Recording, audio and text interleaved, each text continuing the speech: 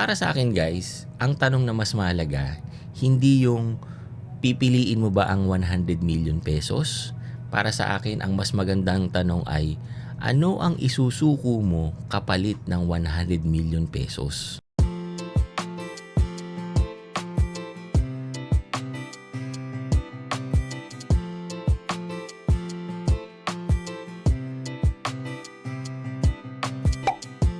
Hello guys, Nardino TV here and we are back with another video. So bago tayo mag-start, shoutout pala guys dun sa isang nag-comment sa ating video, no, si Sir Jericho Bruno T5Q. Habang gumagawa ko ng script guys para dun sa isa kong post, nakita ko yung comment niya. It's actually the same thing or halos pareho ng topic. Yung ginagawan ko ng script is about doon sa nakita ko sa social media na ang tanong guys is, kung sasweldo ka ng 150,000 pesos monthly sa Pilipinas, pupunta ka pa ba dito sa Canada? May pagkakapareho yung kinoment niya doon sa ating video. Ito yung comment niya guys. Ang sabi niya, yung content creator sa Aussie, si Zach Alvis. Si Zach Alvis guys is isa sa mga sikat na content creator sa Australia, no? Ang tanong, bigyan ka daw ng 100 million pesos pero uuwi ka daw ng Pilipinas at i-give up mo ang citizenship kung nasan ka man. So kung tayo nandito sa Canada, we will give up the Canadian citizenship. Sagot ng mga citizen, akin ang 100 million kasi tatanda ka na lang sa kakatrabaho, hindi ka pa makakahawak ng 20 million na malinis. Yung iba naman ayaw. Kasi yung 100 million kulang pa daw kung magkakasakit sa Pilipinas. Kung ikaw, Nardino, 100 million, kakasa ka ba? So yun yung question sa ating comment section. Pero kung ako ang tatanungin guys, hindi ako papayag.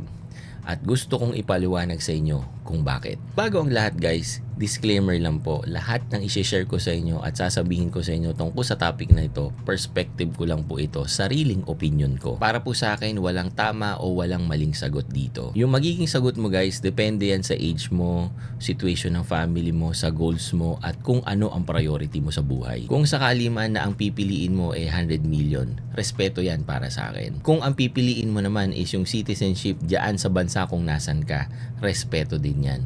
Pero ito ang perspective ko. Unang dahilan guys, hindi lang pera ang citizenship. Maraming taong nakatingin sa pera lang.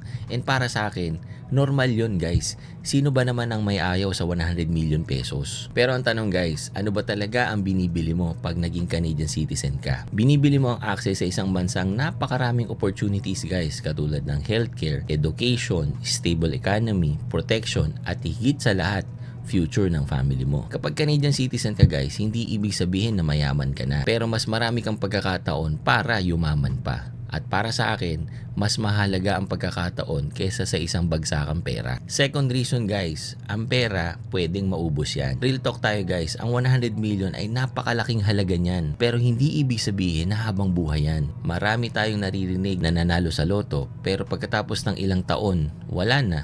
Mga artista, athlete, negosyante na dating milyonaryo. Ngayon, baon sa utang. Hindi dahil maliit yung pera guys, kundi dahil madaling mawala ang pera pag nagkamali ka ng desisyon. Pero ang citizenship guys, kapag nasa iyo yan, nasa iyo pa rin ang pagkakataon na kumita ng paulit-ulit. Ikatlong dahilan guys, eto hindi na lang to para sa akin. Kung ako lang, mas madali akong mag-decide.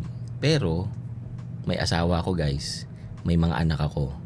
Iniisip ko na yung future nila at yung quality ng education, yung safety, opportunities, and yung lagi nating pinag-uusapan dito guys, yung healthcare. Kung sakaling mangyari ang hindi inaasahan, hindi mo kayang lagyan ng presyo ang peace of mind. Ewan ko no guys, ito lang naman is para sa akin lang to. Minsan, mas mahalaga pa yung peace of mind kesa dun sa laki nung pera na nasa bank account mo. Kahit napakarami mong pera guys, pero ang dami mong iniisip na paano na lang kung sakaling magkasakit ako. Yung pera ba na nasa bangko ko ay sasapat para doon sa pagpapagamot ko? Yung mga ganong thinking guys na para sa akin, yun ang mas importante kesa sa 100 million pesos. Pero guys, meron talagang mga papayag sa 100 million pesos at naiintindihan ko sila. Bakit? Kasi hindi tayo pare-pareho ng sitwasyon.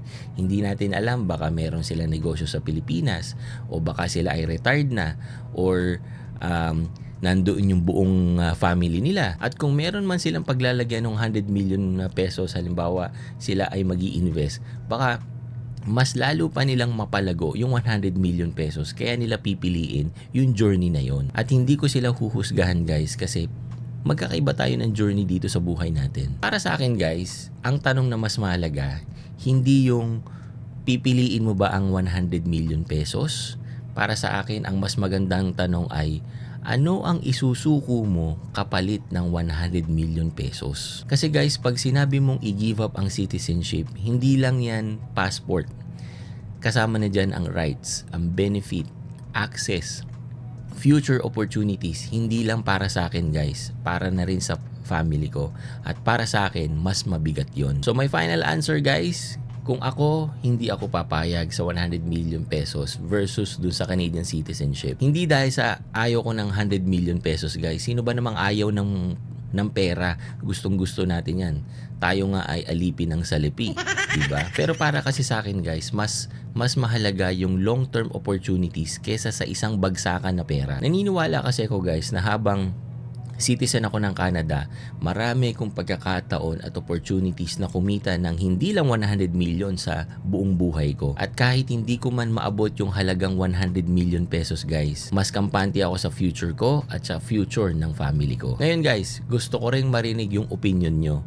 Kung bibigyan kayo ng 100 million pesos, pero kailangan yung isuko yung Canadian citizenship nyo o yung buhay Canada natin dito at permanenteng umuwi ng Pilipinas, papayag ba kayo? Type nyo lang sa comment section, Team 100 million or Team Citizenship. Kung nagustuhan nyo yung topic natin for today guys, huwag nyong kalimutang i-like, i-subscribe at i-share nyo na rin para mas marami pa tayong mapag-usapan tungkol sa totoong buhay dito sa Canada. Thank you for watching guys and see you on my next video. Peace guys!